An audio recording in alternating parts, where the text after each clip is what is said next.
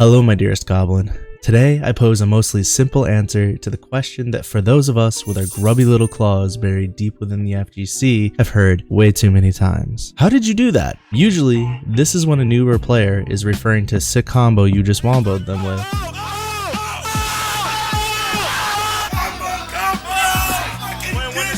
The easiest answer is look that shit up and don't ever ask me for shit again until you learn how to hold down back. But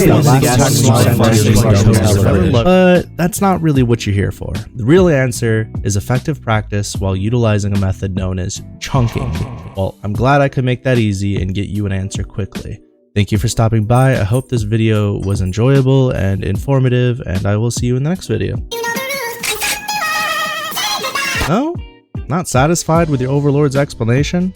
Fine, I can do better, much better. By its purest definition, according to Merriam-Webster, we get a unit of information retained in the memory and easily recalled. The process of memorizing may be simply the formation of chunks or groups of items that go together until there are few enough chunks so that we can recall all the items. Now that sounds like a lot of bullshit, but let me give you an example. Here, in Ram's generic example combo number 1, Ram utilizes this to make a mid-screen to corner carry wall break. The inputs are /6H, 623P, /6H, 214K, 2S, 632146H.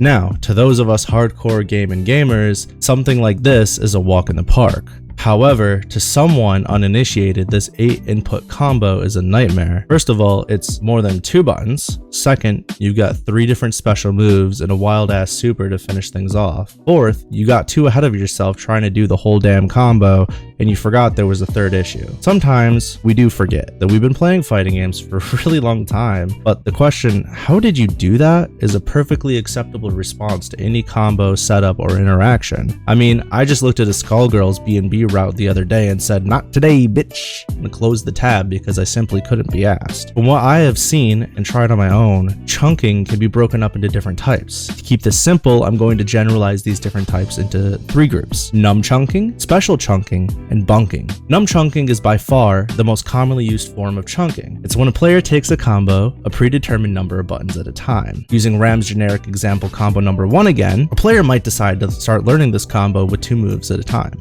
At first, they might do CS, 6H a handful of times until they no longer drop it. Then they will add in 623P and CS. After that, they continue to add in more and more of the combo until they're finally able to execute the entire thing. This version does have variations. Sometimes a player might do 3 or more moves at a time. Sometimes they might only add 1 move on after the initial 3 inputs until everything's been solidified. Fortunately, this method of learning combos is extremely straightforward and has often led me to the most consistent results. There is another one called special chunking that I mentioned before. It's personally my least favorite, but it's a completely viable method of getting good. Using the same example combo above, you start with the entire combo up until a special move. So for example, this would be in 3 parts. First, you would learn /6H 623P, then /6H 214K, and finally the 2S 632146H. The idea is your brain is segmenting the combo into specials with significant inputs and names. Doing it this way can decrease the mental stack when learning a combo because you're less likely to get held up on the actual inputs you're doing at the time and thinking about flowing into your next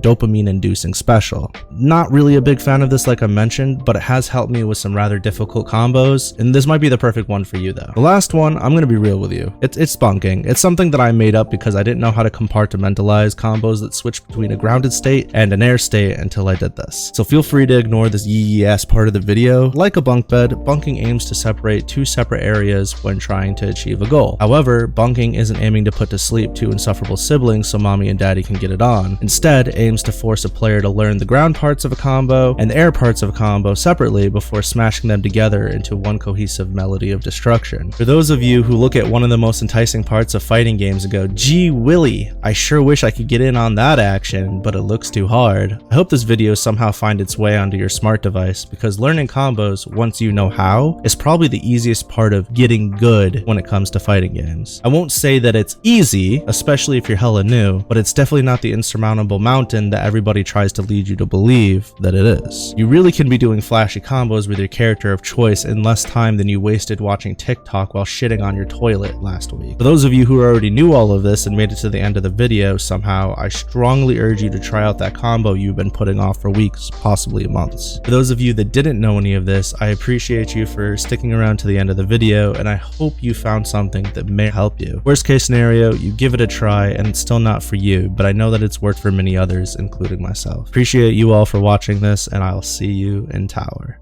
Until next time.